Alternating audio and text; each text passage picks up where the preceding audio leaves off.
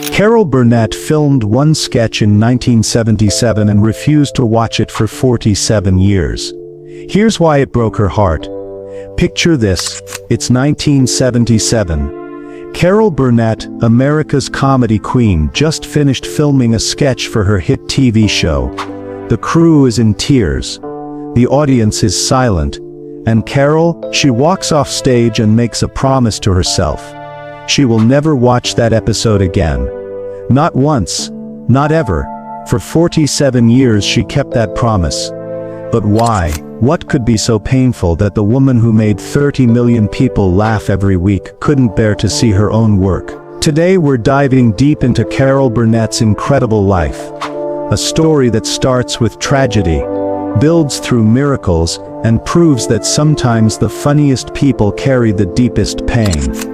Carol Burnett entered this world on April 26, 1933 in San Antonio, Texas. But her story doesn't start with baby photos and birthday parties.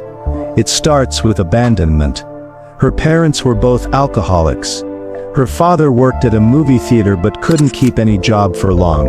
Her mother dreamed of becoming a writer, but drowned those dreams in bottles of liquor. By the time Carol was a toddler, she already knew what it felt like to be unwanted. Think about that for a moment. While other kids were learning to walk and talk, Carol was learning that the people who were supposed to love her most simply didn't. When her parents finally gave up completely, Carol's grandmother, Mabel White, stepped in.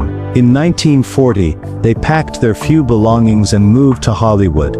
But this wasn't the glamorous Hollywood you see in movies. They lived in a tiny room inside a rundown boarding house, filled with desperate people chasing broken dreams. Their weekly income, $20. That had to cover everything: food, rent, basic needs. They were so poor they couldn't even afford toilet paper. So every week, Carol and her grandmother would sneak into movie theater bathrooms and steal rolls of toilet paper just to survive. But here's where the story gets interesting. Despite all this pain, her grandmother gave Carol something she'd never had before: unconditional love. And Carol, she found her own way to cope. She created an imaginary twin sister named Karen. Karen was everything Carol wasn't: confident, happy, outgoing. Carol would change clothes and reappear as Karen to entertain the other people living in their boarding house. The residents truly believed this twin sister existed. This wasn't just childhood imagination. This was survival. Even at age 7, Carol was using performance to hide her pain. She was learning that making people laugh could make her own hurt disappear, even if just for a moment. Every Saturday, Carol and her grandmother would escape to the movies. For just 25 cents they could leave behind the roaches, the screaming neighbors, and the constant hunger. In that dark theater, life was perfect for 2 hours. One day something magical happened. Carol heard Johnny Weissmuller's famous Tarzan yell echoing through the theater. Something about that wild, powerful sound electrified her. She couldn't get it out of her head. Back home she started practicing that yell over and over again. She had no idea she was training her voice, building the lung capacity and vocal control that would make her famous. To her it was just fun. But that Tarzan yell would become one of her signature moves in live performances years later. Audiences would scream with laughter when this elegant woman would suddenly let out this wild jungle call. It was unexpected, hilarious, and pure Carol. Here's what's beautiful about this. In her darkest moments as a child, Carol was accidentally preparing for her future success. The pain was shaping the performer. By high school, Carol had decided she wanted to be a journalist. Her mother never achieved her writing dreams, and Carol felt like she had to succeed where her mother had failed. She set her sights on UC, but when enrollment time came, she faced a brutal reality. She didn't have the $50 for tuition. $50 might not sound like much today, but for Carol and her grandmother, it might as well have been 50,000. Her dreams were over before they began, or so she thought. Then something incredible happened. A complete stranger, someone Carol never identified, gave her the exact $50 she needed. No strings attached. No explanation, just pure generosity from someone who believed in her potential.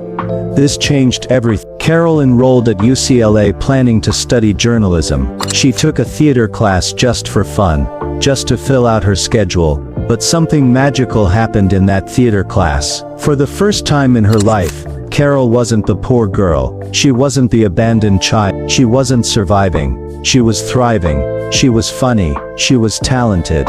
She was seen. The shy, scared girl transformed completely. She switched her major from journalism to theater. A decision that terrified her but felt absolutely right. Her gamble paid off immediately. After just her freshman year, Carol was named most promising newcomer. Professors took notice. Doors started opening. But she still had no money, and bigger dreams were calling. In 1954, Carol attended a party in San Diego. There, she met a wealthy shipbuilder. Not someone from show business, just a successful man with a generous heart. Carol told him about her dream to go to New York and make it on Broadway. She explained how she couldn't even afford to finish college, let alone move across the country to chase her dreams. This stranger did something extraordinary. He gave Carol and her boyfriend Don Soroyan $1,000 each. That's about $10,000 in today's money. But he had 3 rules. Never reveal his name, use the money only to get to New York and pursue their dreams, and if they ever made it big, help someone else the same way. He was paying it forward, decades before that phrase became popular. Then he disappeared from their lives forever. Carol and Don left everything behind and headed to New York with stars in their eyes and rapidly shrinking bank accounts. The reality of New York hit hard. Carol was so broke and desperate at one point that she cried while making a collect call home, ready to give up and return to California. But then something strange happened. She heard on the radio that a hurricane named Carol was moving up the East Coast toward New York. To her, this felt like a sign. Hurricane Carol was coming to New York, and so was she. She decided to stay, and Carol moved into something called the Rehearsal Club, a dormitory for young women trying to break into show business. 4 girls shared one tiny room with 1 bathroom and 1 closet. But to Carol, who had been sleeping on couches, this felt like paradise. Her routine was brutal but hopeful. Days were spent auditioning for any role she could find. Nights were spent working as a coat check girl at a theater, trying to make enough money for food and rent. In March 1955, the girls at the Rehearsal Club put on their own show. They mailed invitations to agents and producers around the city, hoping someone important would notice. Carol performed in a sketch that featured a ridiculous love song about the Secretary of State. It was absurd, unexpected, and absolutely hilarious. The audience went wild. That silly sketch changed everything. Carol started getting invited onto major TV shows. First the Jack Parr Show, then the Ed Sullivan Show. Her knees would shake with nerves, but her voice would roar with confidence. Audiences couldn't get enough of her. In 1959 she landed her big break on Broadway, playing Princess Winifred in Once Upon a Mattress. The role was perfect for her, clumsy, loud and lovable. The show wasn't expected to be a hit, but Carol made it magical. The show moved to Broadway. Carol earned her first Tony nomination, and exactly 5 years to the day after receiving that $2,000 gift, Carol paid it back to the anonymous benefactor. He never responded, but she had kept her promise. Television came calling, and Carol joined the Gary Moore Show. She won her first Emmy, but more importantly, TV gave her confidence and a platform to reach millions. CBS executives were initially hesitant about giving Carol her own variety show. They worried that a woman couldn't successfully host such a program. But Carol proved them wrong in an unexpected way. One day after a meeting with CBS executives, Carol was walking home when a truck driver offered her a ride. Instead of politely declining, Carol hopped in the truck and spent the ride joking and laughing with the driver. The CBS executives witnessed this interaction and took it as a sign. Carol could connect with anyone. In 1967, the Carol Burnett Show premiered. What happened next was television history. The show ran for 11 seasons, and pulled in 30 million viewers every single week. That's not a typo. 30 million people tuned in weekly to watch Carol and her incredible cast. This wasn't just popular television. This was cultural phenomenon. The Carol Burnett Show was the first variety show led by a woman. It opened doors for Saturday Night Live, and every female comedian who followed. The show won 25 Emmy Awards and 3 People's Choice Awards. Carol's co-stars Harvey Korman, Tim Conway, and Vicki Lawrence became comedy legends in their own right. But the show was more than just laugh. Carol used her platform to explore deeper themes, to show different sides of human experience, which brings us to that sketch from 1977, the one Carol never watched again. During the show's run, Carol played a recurring character named Ununice, a bitter, broken woman desperate for love and recognition. Ununice was based on real people Carol had known growing up, women who had been beaten down by life but still held on to hope. In 1977, Carol performed a sketch called The Gong Show, where Ununice appears on a talent show, chasing one last dream of fame and acceptance. But this sketch was different. There were no jokes, no silly voices, no comedy at all. Carol played Ununice's pain completely straight. The character's desperation, her need to be seen and valued, her heartbreak when she's rejected. It was all real. Too real. The crew cried while filming. The studio audience sat in stunned silence. When Carol finished the performance and walked off stage, she made a promise to herself. She would never watch that episode again. Why? Because Ununice's pain was Carol's pain. The girl who grew up unwanted, who was laughed at and dismissed, who spent her childhood creating imaginary sisters to cope with loneliness. That girl was Ununice. After 47 years of making people laugh, Carol had finally put her deepest hurt on screen, and it was too painful to ever see again. Behind all the laughter and success, Carol's personal life was falling apart. Her first husband, Don, never made it in show business. When his daughter died, he fell into alcoholism, the same disease that had destroyed Carol's parents. They divorced Carol remarried in 1963 to TV producer Joe Hamilton, who had 8 children from previous relationships. Together, they had 3 daughters, Carol, Jody, and Erin. But even success couldn't protect Carol from more heartbreak. In 1976, a tabloid published a false story claiming Carol was drunk at a restaurant near Henry Kissinger. This was devastating, because Carol had been completely sober her entire life, terrified of becoming like her parents. Carol sued the tabloid, and fought the case for 5 years. She won, forcing major changes in tabloid journalism forever. But her biggest battle was just beginning. Carol's daughter Carrie started using drugs at just 13 years old. Cocaine, mushrooms, quaaludes.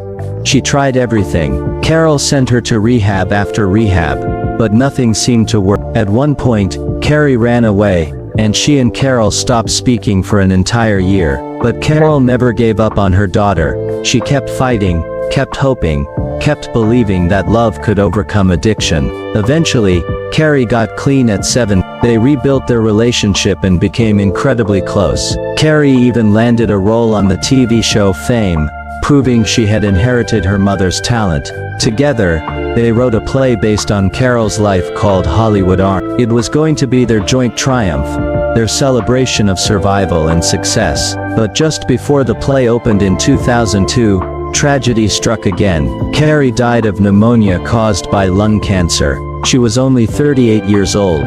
Carol was completely shattered. The opening night of Hollywood Arms was scheduled for just days after Carrie's death. Everyone expected Carol to cancel. Instead, she performed. "I owed it to Carrie," she said simply. Carol's second marriage ended. The strain of careers, fame, addiction and heartbreak had torn the relationship apart. But in the late 1990s, Carol met Brian Miller, a musician 23 years younger than her. Age didn't matter. They connected on a deep level. They married. Just 2 months after their wedding, Carrie died. Brian helped Carol survive the darkest chapter of her life. He stood by her when grief threatened to destroy her. And in 2020, they faced another crisis together. Carol's youngest daughter, Erin, also struggled with addiction. When Erin's home became unsafe for her young son, Carol and Brian stepped in. Even in her late 80s, Carol filed for custody of her grandson Dylan. The court granted it. Once again, Carol stepped up to take care of someone who needed her, because no one else could. Most people would have retired decades ago. Not Carol Burnett.